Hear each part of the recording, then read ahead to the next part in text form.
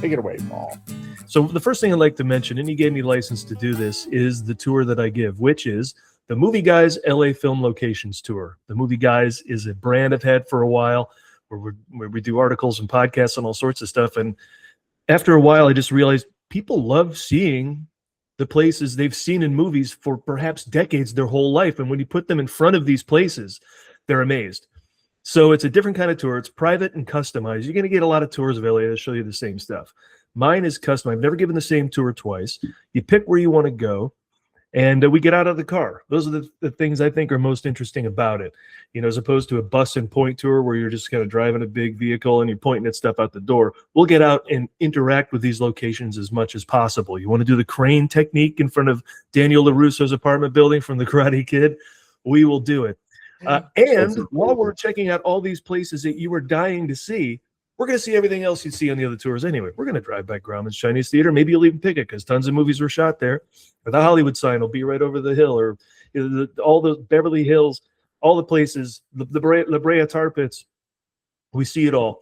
And so I think because it's private, customized, and we get out of the car, the Movie Guys LA Film Locations Tour, I mean, we got nothing but great reviews. We got perfect reviews all across the board on every platform. That is our number one. And by the way, we will make sure to put the link to that as in the description, and we'll pin it in the comments. But we definitely recommend. You will not regret taking that tour. It is fabulous. I'll give you the final thought on that is, a woman came here from England, 40 years. She's loved E.T. Who knows if she's coming to the States again, has the E.T. t-shirt. And when I put her in front of Elliot's house and she just starts crying, and her husband and her, they hug. That's why I do this, And lastly, I put a family in front of Marty McFly's house from Back to the Future. They really wanted to see that. And the 15-year-old started crying. So, Mike, there's hope for the future. The kids like the right movies. Oh, that's great, Paul. That's exciting as well. All right.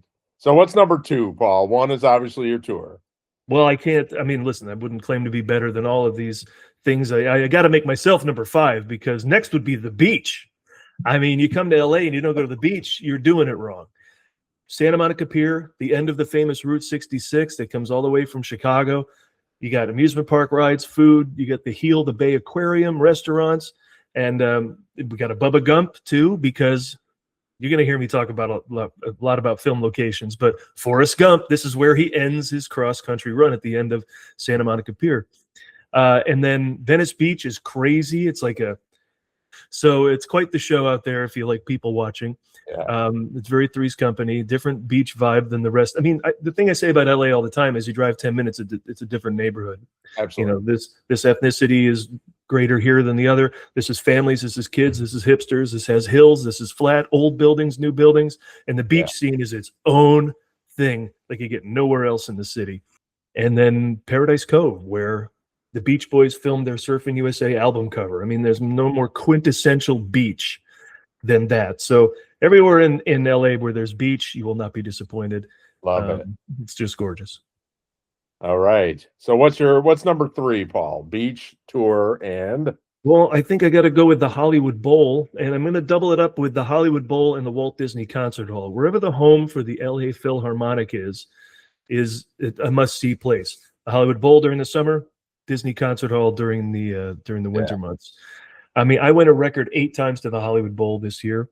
Wow. Ricky Gervais, Hugh Jackman, the music of John Williams every year. I saw Chicago. Yeah. They do this great thing called Movies in Concert, where they take the score out of the film's audio soundtrack, and the Philharmonic will play it live. So I saw Jaws like that, 50th anniversary, and I saw Jurassic Park like that. Over time, I've seen tons of movies like that. Wow. But just to be in that venue, 18,000 seats, stars above, moons out. If you don't have great seats, you get the Hollywood sign. If you do, you can't see it if you're up close. But if you're in the back, you have bad seats. But then you can see the Hollywood sign above the bowl, and it's just all amazing. Amazing. And the LA Philharmonic is incredible. To think that they would play the entire soundtrack to Jurassic Park, then the next day they got to do Gershwin, and neither night are they missing a note. And they're doing this for months. Because then they go to the Disney Concert Hall and they do it there. So it's all year long. They're just brilliant. And that Disney Concert Hall, it's a Frank Gehry, who just passed away, architectural and acoustical masterpiece. And did we film movies there? Yes. Iron Man, Furious 7, even the Yeah. TV show Picard. But you never know what you're going to get from the scheduling at either of these places. Like, you think, oh, they're just going to do Beethoven again. Nope. It's a Mexican cinema retrospective, or it's all the music of Harry Potter, or it's all the music of Marvel, because it's LA. So they celebrate all that stuff, which I'm very happy. In fact, the Roots will be playing there on New Year's Eve. Mundo. And there's plenty of food. And depending on if it's a leased event or one of the events on their calendar that they schedule, you can bring your own food. So it's picnic night. You know, it's it's just outstanding. They got fireworks all the time, 4th of July, opening night, closing night. Pretty incredible. And you'll be in the place where the Beatles played and Monty Python performed and Tony Bennett and the Doors, and it's just incredible. It's a unique, and it's a city park. It should be noted that if you go and you're like, oh, I only have the day up until 3 o'clock, you can just go in and walk around. So even if it's not a show, just to see the bowl and the whole structure that it is, pretty amazing to just wander in there and with a cup of coffee or something and just great. Chill. How about number 4, Paul? I got to go with the Academy Museum of Motion Pictures. We went 20 years of my living here in LA without a museum about movies. That's called doing it wrong. We needed a movie museum, and we've got it. As soon as it opened, I became a member. And it involves all sorts of things, of course. Plenty of exhibits about everything you could imagine involving the movies. They had an exhibit about color that was fascinating, because you just take for granted how color is used in a movie, but there are choices. Good movies are good movies because you don't know they're working on you when they are. And color is one way to do that.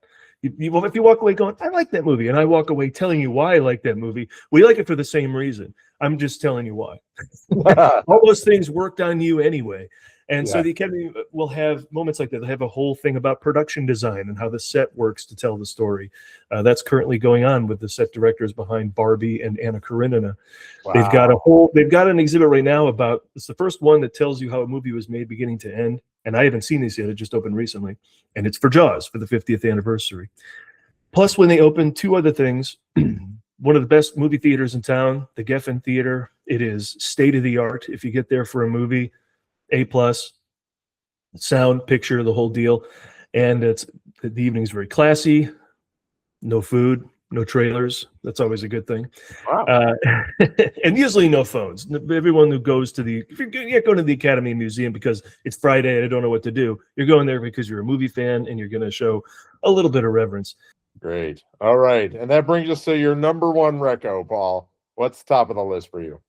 Yeah, I think I've got to go with Griffith Observatory slash Griffith Park, because you got to go through the park to get there. Now the park, holds the LA Zoo, the Autry Museum, 3 golf courses, a bird sanctuary, the Greek Theater, hiking trails, picnic areas, ranches, an equestrian center, the Bat Cave, not kidding, from the TV show. But the observatory is like the crown jewel, and you go up this road through a tunnel, and if you think we didn't film movies in that tunnel, you're mistaken. Back to the Future 2, Throw Mama from the Train, Bumblebee. Anyway, we go through this tunnel, and you arrive at the observatory, and it's 90 years old this year. Griffith J. Griffith. Now, if your name is Griffith, don't name your kid Griffith, but it worked out okay for him. He became a gazillionaire, and he gave the observatory to the city as long as it was going to be free from day one, and it remains that to this day. Wow. So you do have to pay for parking, and you got to pay if you want to see a planetarium show, but that's like $10 and $8, so no big thing. And if you get there earlier in the day, the building may not be open, but you can wander the grounds and enjoy the views and all that stuff for free. So it's very people friendly. Wow. And so up there, they turn on the telescopes to look at moons, star clusters, whatever. A bunch of amateur astronomers will spill out onto the lawn out front and set up their own thing. Hey, come over here! I got in Mars or whatever. So it's very cool. And of course, there's a bust of James Dean, because Rebel Without a Cause put the observatory on the map and James Dean on the map. And if you go inside the building, I mean, the first telescope that was ever in LA is there. There's a Tesla coil. There's a pendulum that proves the rotation of the Earth, the timeline of the universe, all sorts of cool stuff. And of course, they filmed La La Land there, which is my favorite movie of the past 10 years. LA. That's my LA, man, because LA could be Boogie Nights or Nightcrawler or Boys in the Hood, but La La Land is my That's LA. your LA. The romanticized version that loves artists and champions dreamers.